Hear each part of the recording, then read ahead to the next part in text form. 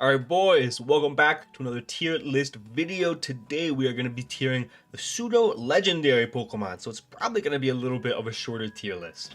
Before we get into that though, did you know that only 27% of my viewers are subscribed and you are in the 73%? So go down there, hit that subscribe button, man, fix what is broken right now, and help me get to 3,000 subs by the end of the year.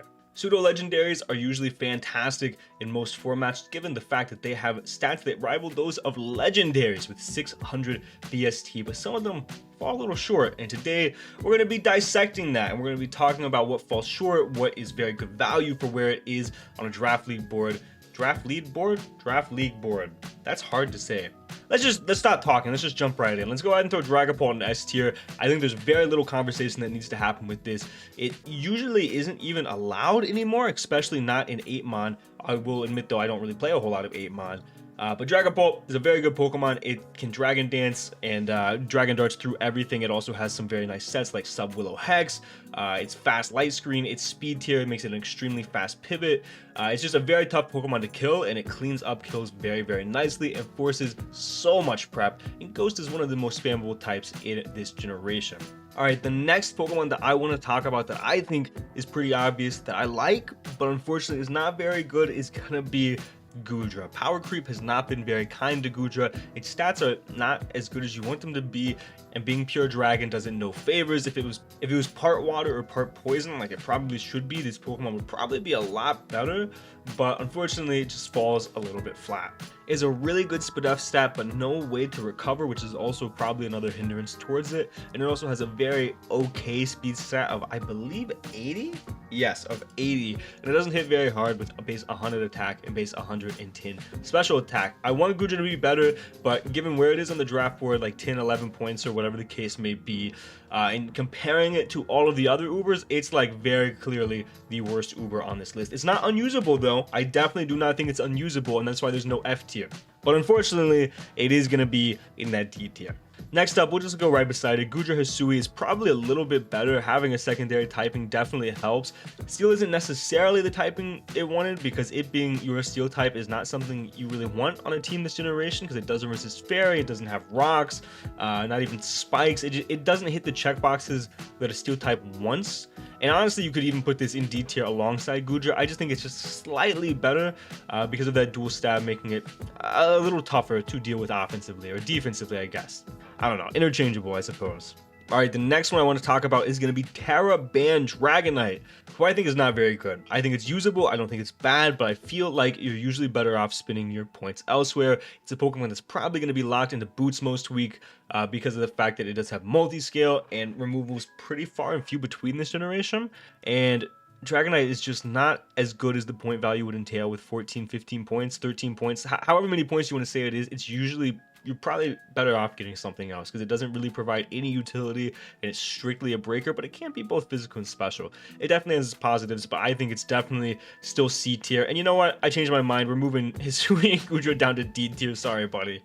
I do still think it is a step above regular Goodra though, unfortunately. It does get kind of hard after this because I really like the rest of these Ubers, pseudo-legendaries, whatever. We'll talk about Tyranitar next. I think Tyranitar is better than Dragonite for the point value, providing sand and being one of the better sand setters, as well as getting this Spadef boost from sand means Tyranitar is a very good value pick in my opinion. I even like it not on sand teams, not paired next to Excadrill, or if you're playing Nat decks, Dracozolt or Dracovish or whatever other Pokemon. Its coverage is awesome. It can be physical or special. It's a rocker. It got access to knock off this gen.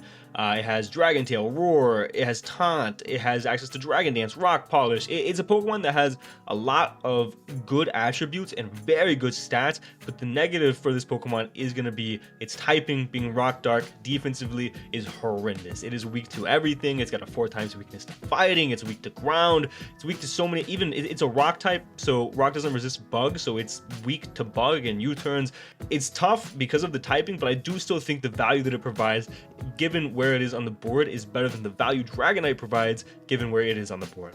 And also, of course, I'm a big fan of sand this generation, or any generation really. Excadrill plus Tyranitar I think is a very good budget combo, and I think that you can work really well off of those two Pokemon. Not as like your top 2 picks, I'm not saying that, but getting those a little bit later can really help emphasize your top picks and make it a lot harder to prep for your team. Okay, now it starts getting a little dicey because we got to talk about Tera, and that makes it really hard for most of these Pokemon. I guess the only Pokemon on the board left that can't Tera is Baxcalibur, so let's talk about Bax. I'm going to put Bax in B. I think given where it is on the board, it's not as good as you want it to be, and I love Baxcalibur, but this is also Tera Band Baxcalibur. Bax is awesome, very strong, usually bulky enough to get a Dragon Dance up, and having Glaive Rush, Icicle Spear, Scale Shot makes it a very powerful Pokemon. But unlike what Keegan would have you believe, it's not a round 1 pick, and oftentimes in 15-16 points it actually goes undrafted, which is very sad because I like Baxcalibur. But much like Dragonite, it just doesn't really give you a lot of utility or much of anything, to be honest, outside of being a breaker that's weak to rocks in that slot, and it costs a whole lot of points. And there are teams where it is awesome and it synergizes very, very well, and there are also teams where it's like, hey, I just want to pick the best thing left on the board, and that's Baxcalibur, right? Because it's going to be there late and not many people are going to pick it. But again, it's an ice type, so much like Tyranitar, very big defensive weaknesses. It is a better breaker, but it provides virtually no utility, but it's very strong. 87 speed's fine, and it has a burn immunity, which is very nice. It's a good Pokemon, but given it being 16 points, 15 points, not as good as you would want it to be. Alright, we've got some absolute bangers left. We're going to talk about Garchomp next. Garchomp is a Pokemon that I love in early Paldea decks, pre-DLC, was definitely a top 10 Pokemon in the format. It might still be arguably, but there have been some allegations made about Garchomp being the most expensive Rocks 3 attack user of all time. And I gotta say, the allegations, unfortunately, are probably true. Garchomp's great, it's very strong, it has a good speed tier, and it has access to Stealth Rock, Spikes, Scale Shot, and Swords Dance, which are very important tools for a Pokemon like this, who does not have access to Dragon Dance, right? Dragon Ground is very powerful. It hits most things neutrally as far as I can think off the top of my head, besides, like, I don't know, levitating steals you might struggle with. But generally speaking, Garchomp hits things very, very powerfully neutrally. The downside is a lot of times people don't use it properly, and I don't know if that's factoring into my decision for it to not be S tier, but obviously it's not as valuable as Pult, and a lot of times people just bring Rocks 3 attacks, which I think is definitely not how Garchomp is supposed to be used. And look, it's factoring into my decision a little bit, but I'm going to put him in A tier. Very good Pokemon. I love Garchomp, and I think getting Garchomp in round 2 this generation, even pre-DLC, or sorry, even post-DLC, is crazy. I still think it's a round 1 pick, but unfortunately there are just better Pokemon than this Pokemon at 18 or 17 points. Alright, next up we got a bunch of dudes who can Tera. We'll start by talking about Salamence. I think Salamence is pretty unexplored with Tera because usually there's just simply better options, but being able to get a Dragon Dance off with something like Tera Steel or Tera Poison is very powerful. I'm going to put it in B tier, above Baxcalibur for its price point, just because of the fact that it can Tera. It's obviously a very powerful Tera Captain. It can be physical or special. You can have offensive Teras, you can have defensive Teras. It has strong stats with Hurricane and Draco on the special side, or I think it has Scale Shot. It might just have Dragon Claw and Dual Wing Beat on the physical side. Did it keep Dual Wing Beat actually? It might have not kept Dual Wing Beat, and it might not even have Scale Shot, huh? Salamence might be worse than I think it is.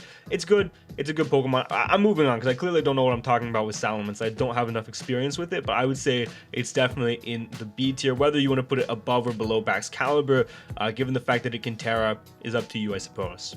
Alright, next up, we've got Como. Como is a Pokemon that I'm actually very high on with Tera. I think that's an A tier Pokemon. It's another Pokemon that I think has not been super explored, at least in the communities that I run with Tera. Obviously, Clingerous Soul Blaze, I don't know the move's name, man. Its signature move that allows it to set up is very free. When you are able to Tera, you can get yourself in very good positions to be able to click that, and it's an Omni Boost. It's crazy. It's a Pokemon with 600 base stat total that you can Omni Boost with. In my opinion, you can just get into positions to win the game with this Pokemon. It has access to Overcoat, so there's things like you can't Spore it. I'm VGC pilled right now. I've been playing a lot of VGC. A very powerful Pokemon, especially with Tera. Good coverage. Aura Sphere, Clingerous Soul on the special side, Flamethrower on the physical side. Obviously, you can be Iron Defense, Body Press. You can be Close Combat. You can be Dragon Claw, Scale Shot. It's got very good coverage, and it's a very good Pokemon. I don't quite think, even with Tera, I would say it's as valuable as Garchomp. Maybe it is. I don't know. I'm going to put it below Garchomp on the board, though, on the tier list. Lastly, we've got two of my favorite Pokemon, because I'm only going to be talking about the final evolutions of these guys. I don't think many of these middle evolutions are usable. Like maybe Dragonair kind of is like a super low point guy. Metang maybe. Sliggoo and Hisuian Sliggoo are definitely usable, probably the best ones here. But we'll talk about Hydreigon next. Hydreigon is another Pokemon that with Tera is very good. It lost Roost this generation, it lost Defog this generation, so the utility is not all the way there, but it does still have access to Taunt, Momentum, and it's decently fast with 98, and it has the coverage for the fairies that it doesn't like with Flash Cannon. It's a good Pokemon. I think Tera Poisonon is very good. I'm going to put it in B tier though. I do think strictly Como and Garchomp are better, but I think Hydreigon and Salamence and Baxcalibur, specifically with Tera on Hydreigon and Salamence, are very comparable. And then lastly, we've got Metagross. This is my hot take. I was waiting for the in for this one on purpose. Put that bad boy in A tier. Metagross is one of the most valuable steel types on the board in Paldea decks. Stealth Rock has a lot of new tools here in this generation. Heavy Slam, Psychic Fangs, Knock Off. It's a very good Pokemon in general. Rock Polish and what's it called? Weakness Policy is very good. And even with Tera, this is allowed in low tier Tera. I see a lot of the times, like 11 and below or whatever the case may be for Tera. And I think that's crazy. I think it's usually the best Pokemon that can Tera on the board. Steel Psychic is a very good typing, but shedding it and getting into positions where you could win with a Weakness Policy, or you could win with, like, I don't know, Choice Band, you could live a hit and KO something back. It's very powerful, and I think Metagross is awesome, and given where it is on the board, it's one of the best value picks for the pseudo legendaries. So that's going to be my tier list, guys. I think this is definitely one of the tier lists that you could say is the most subjective. I think there are very few hard facts here. I think Dragapult being S is like a solidified hard fact, but I think past that, you could really argue things up and down a lot. Let me know what your guys' tier list is down below. As always, in the description, there should be the link to this tier list. Thank you guys so much for watching. And for now, guys, this has been John Jr. signing off.